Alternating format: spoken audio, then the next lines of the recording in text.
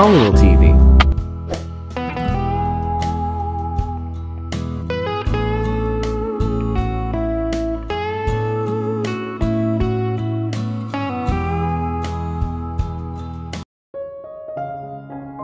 Alam ko, Mama. I pray every day that our little girl get better. Hindi na niya ako tinatawag na Mommy. Alam kong kahit physically andito siya, at pilit na makibagay, hindi niya pa rin kami tinatanggap. Hindi niya kami kilala. Ang totoong kami ay iniisip ko kung ano ang nasa isip niya. Sigaw ni Grace sa telepono. Siyempre, may phone siya. Hindi niya ito ginamit sa harapan ng sinuman, at ginamit niya lamang ito kapag nasa likod siya ng mga saradong pinto. Masama ang pakiramdam ng kanyang 62 years old na ina na lagi niyang kausap. I'm sorry Gracie, mahirap din ito para sa akin. Apo ko si Kate at ito ay napakabagabag na balita.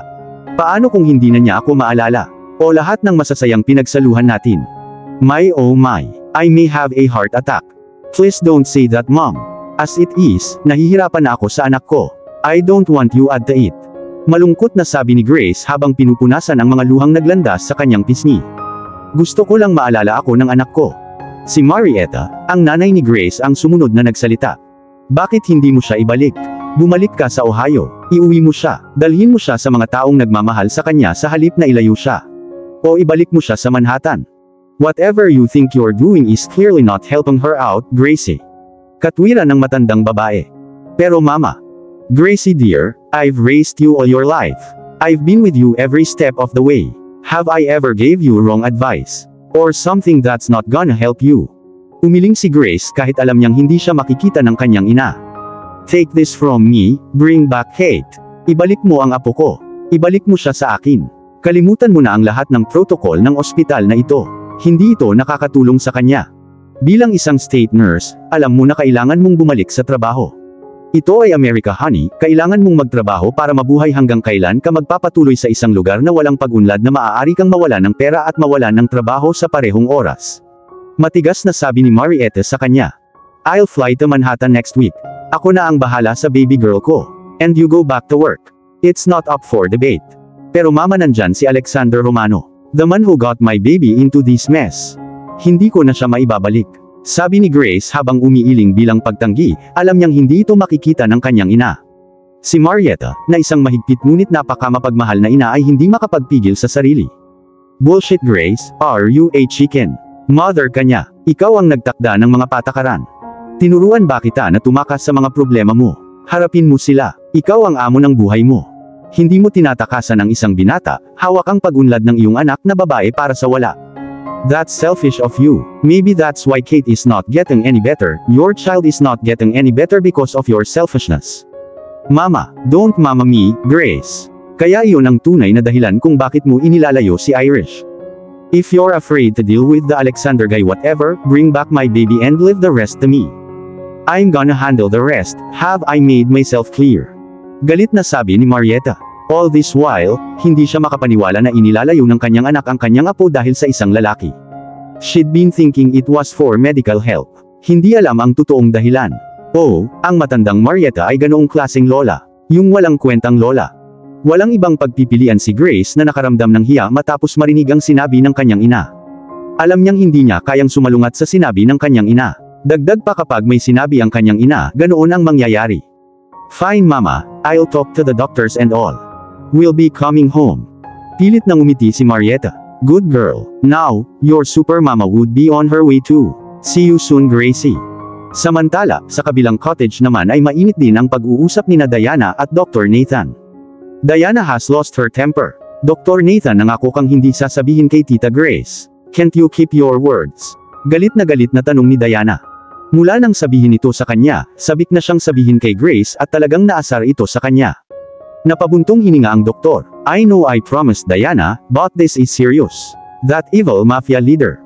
He's got a name. Alexander Romano. Isang galit na sagot ni Diana. Whatever his name is, he's dangerous. Grace hates his guts. And he put your friend into this mess.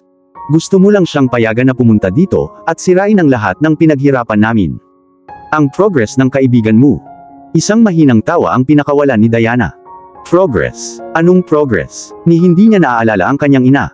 Tinatawag mo ang progress na iyon. Patuloy kayong nagbomba kay Irish ng mga antidepressant. Patuloy ninyong binibigyan siya ng mga pekeng ideya sa buhay. Iniwan ang mahalagang bahagi ng pagpapagaling. You're not doing your job right, doctor. I can't believe you. Why did I even trust you to have told you something so important? You know what? I'm gonna tell Alexander that you're the one holding back Irish. Ikaw na mismo ang nagsabi, he's dangerous. He's gonna cut off your head, pananakot ni Diana sa kanya. Galit na galit siya at pinagsisisihan ang pagtitiwala sa doktor.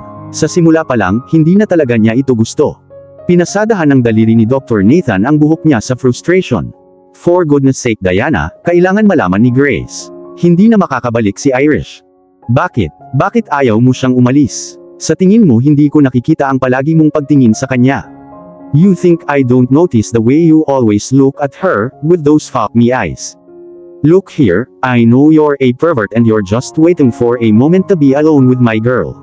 Alam kong wala akong tiwala sa'yo, sabi ni Diana na nakatingin sa kanya ng diretsyo sa mga mata. In fairness, kanina pa niya gustong sabihin kay Grace ang palagiang pagtingin ng doktor kay Irish. Ask around, Nathan. I'm fire. I don't take shit from no one, get that? Naikuyom ng doktor ang kanyang kamao. Magkakaroon talaga ng problema ang babaeng ito. Paano niya napansin ang lahat ng ito? Naramdaman niyang bubunutin ang buhok nito ngunit naisip niya ito. At hindi niya kayang sirain ang kanyang inosenteng harapan. Don't say that again Diana. I only love your friend, as my patient. Well guess what, Nathan? Hindi ka nga kilala ni Irish, she doesn't love you. And you see that guy that coming over here in a bit. That's the guy my friend loved. And I know deep inside, that she still loves him. Kailangan lang niyang makita siya, at iyon lang. Diana pushed his buttons, tumalikod para maglakad palabas ngunit natigilan siya nang makita si Grace na nakatayo sa pintuan. Ang gulat na si Grace ay hindi makapaniwala sa narinig niya. Pupunta dito si Alexander Romano. Hindi makapaniwalang tanong niya. Hindi nakaimik si Diana. Nagsalita si Dr. Nathan. Parang ganun na nga, Grace. I was as shocked as you are. I even told Diana that telling you was the best idea pero tumanggi siya. Sinamaan siya ng tingin ni Diana. Sinubukan ba niyang magbuhos ng panggatong sa apoy? Mamaya na niya ito haharapin. Sa ngayon, mas mahalaga si Grace. Tita Grace, I can explain. Explain what, Diana? It's always you that brings up things concerning that monster. And now you plan to bring him here without my knowledge. How can you do that to me? You're Irish. Galit na galit si Grace ngayon. Noon sa ospital, itong si Diana din ang nagpalapit kay Alexander sa kanyang anak. Huwag mong ipaisip sa akin na masama kang impluensya para sa anak ko. Nakonsensya talaga si Diana. You've got to believe me, tita. Wala akong plano. Tinawagan ako ni Alexander. Hindi ko nga alam kung paano niya nakuha ang bagong number ko. He threatened me. Dapat daw dalhin ko si Irish sa kanya. Tumanggi ako. I swear, tinanggihan ko dahil delikado, pero sabi niya pupunta siya dito para kunin siya. Sinubukan ni Diana na magpaliwanag. At binalak mong ilihim ito. Tanong ni Grace. Umiling si Diana. Huwag kang maniwala sa sinasabi ni Nathan. I really was going to tell you. But in a better way. I didn't want you to freak out or find out like this. Believe me Tita Grace. I really can't put Irish life in danger. But Alexander Romano is a wicked man. Siya ang dahilan ng lahat ng ito. Hindi siya makakapunta dito, para kunin ang baby girl ko. Hindi ko hahayaang mangyari iyon.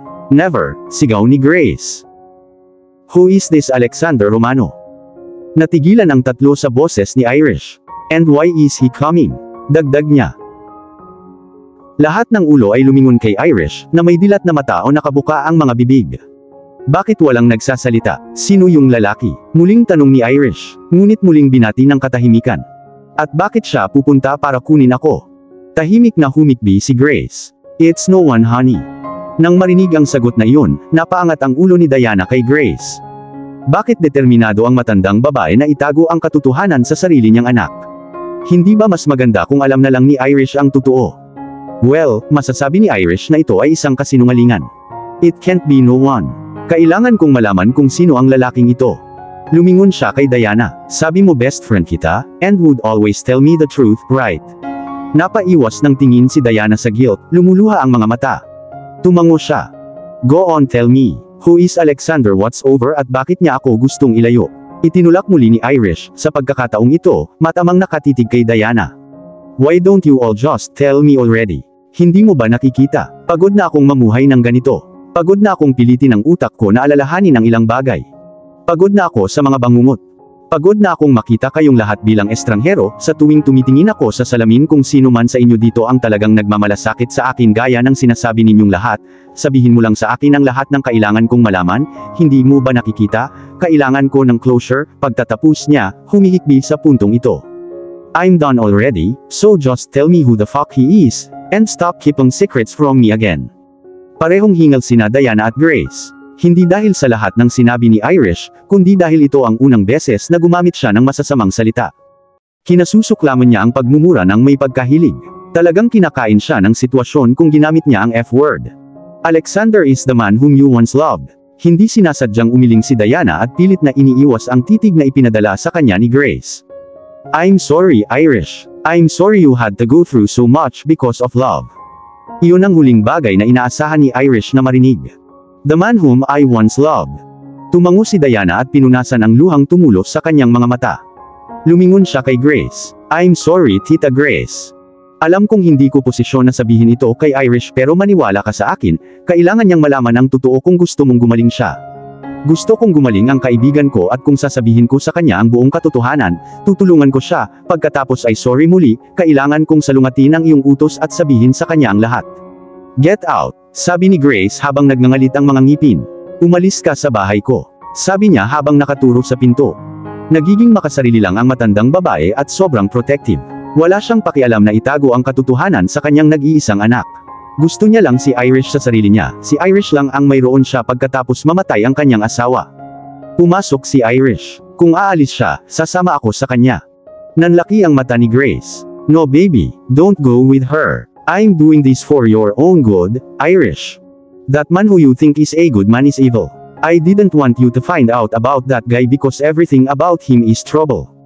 Hindi mo ba alam, I was kidnapped and locked up because of him. You were kidnapped as well, and as horrific as this sounds, you were locked up in a freezer. Napabuntong hininga si Irish. Hindi siya makapaniwala sa narinig niya. What? Nagsisimula nang umikot ang ulo ni Irish mula sa lahat ng impormasyong ito. Hindi niya maintindihan. Lahat ba sila ay nagsasabi ng totoo? Naging tanga kaya siya na mahalin ng isang lalaking dumukot sa kanyang ina, pati na rin siyang kinidnap at ikinulong sa freezer. Inilagay niya ang kanyang mga kamay sa kanyang templo. Pumasok si Dr. Nathan. You're making her feel dizzy. You're making her feel dizzy in. You're making her feel dizzy. Come sit down my dear. Malumanay niyang sabi habang hinihila siya papunta sa sofa. Lumapit si Grace sa kanyang anak. Siya ay isang dangerous at cold man Irish. No he's not. He's dangerous quite alright but Tita Grace that guy loves Irish so much. I've seen it. I know it. Pumasok ulit si Diana. Nagulat siya kung bakit niya ipinagtanggol si Alexander Romano. Siguro dahil alam niya kung gaano siya kamahal ng kaibigan at nasaksihan niya ang tunay na pag-ibig nang makiusap ito sa kanya na makita si Irish ng ilang minuto lang sa ospital. Sa totoo lang, hindi niya talaga alam kung bakit niya ipinagtanggol siya. Pero alam niyang tama ang ginawa niya. Nawala ang galit ni Grace. Hindi niya maintindihan kung bakit walang tigil si Diana sa bibig. Si Irish sa kabilang banda ay sinusubukang i-proseso ang lahat ng impormasyon kahit na sa matinding sakit ng ulo na kanyang nakikita. Gusto kong makita ang lalaking ito. Sa wakas ay sinabi niya. Tiningnan niya ang kanyang ina sa mata. Please let me go. Let me meet this man. We need to talk. Grace was beyond shocked even after bad-mouthing Alexander to her daughter, pinili pa rin ng dalaga na makipagkita sa kanya. No way, hindi mo kilala yung lalaking yun. Mataman siyang tinitigan ni Irish. Tama ka, hindi ko kilala yung lalaki. Ngunit ang isang bagay na hindi mo rin maintindihan ay sa puntong ito, hindi rin kita kilala. Lumingon siya kay Diana. Dalhin mo ako dito kay Alexander Romano. We need to talk. Sa kabilang banda, si Alexander. Paikot-ikot ako sa kwarto ng hotel habang malapit sa tenga ko ang phone ko. Sinuklay ko ang aking mga daliri sa aking buhok habang pinipigilan ko ang pag-ikot ng aking mga mata sa aking ama na nagsasalita sa kabilang dulo. Hindi ko maintindihan kung bakit nagrereklamo si Congressman Vagre tungkol sa mga baril na ibinenta mo sa kanya, Mochino. I've noticed you're slacking a lot these days. Pati ang brothel ay under construction pa rin. Ito ay dapat gawin ng ngayon. At narinig ko na ang pinuno ng mafia ng Mexico ay may balak na salakayin tayo. Do you even care? Don't make me regret the decision of letting you stay in America, that is not your place. I will send you back to Italia. Papa, I am working on it. Well, I do not care. I need results, positive results. Bumuntong hininga ako at pinasadahan ng daliri ko ang buhok ko for the nth time. Gusto ko na lang matapos ang usapan. Yes papa, yes. And with that, I hung up, throwing my phone on the bed. Nilingon ko si Roberto na kanina pa nagbibigay sa akin ng mga reports tungkol sa mga spies na itinanim namin sa Mexican at French mafias. Alam mo, Roberto. Umiling siya, no? Sa halip na magtanim ng mga spies sa Mexican mafia, hanapin mo ang isang money-minded fool na malapit kay Don Juan at magbayad sa kanya ng kaunting halaga ng pera para mabigyan ka ng impormasyon. Kapag siya ay lumubog, alam mo kung saan itatapon ang kanyang katawan. Tama, panipi. Isang masamang kinang ang sumilay sa kanyang mga mata. Of course boss, sumagi talaga sa isip ko yun. Si Monsieur Gerardo naman, alam ko na kung ano ang gagawin. Heard he's got a slutty daughter. I talked to Lord Alessandro about her. He said he's got it. Inilibot ko ang paningin ko, typical Alessandro. Of course he's got it. Dude's gonna fuck her senseless, she's gonna end up spewing all her father's secrets before she comes. Humalakhak si Roberto. Alam naman nating lahat yun boss. Yun lang ba ang kailangan mo? No, I want you to go downtown to the gallery and see if everything's set up. If it is not, fire the whole team and hire new people. I hate sluggish bastards. Sinabi ko sa kanya na nakatingin sa labas ng mga bintana na may haba na pader, na may isang baso ng whiskey sa isang kamay at isang tabako sa isa pa. Maaari ka nang umalis. Tumango siya at lumabas ng kwarto. Iniwan akong mag-isip kung paano ibabalik si Irish. Maya-maya lang, tumunog ang phone ko. Not again father. Ano ang gusto niya sa pagkakataong ito? Naisipan kong hindi pansinin pero iba ang naisip ko. The old man's just gonna keep calling. Nang makarating ako sa kama, tumigil sa pagring ang telepono, napabuntong hininga ako. Sa sandaling iyon, nagbip ito sa pagpasok ng isang bagong mensahe. Kinuha ko iyon at napagtantong si Diana pala. Medyo lumundag ang puso ko. Binuksan ko ang mensahe, at ang nabasa ko ang nagpaganda ng araw ko.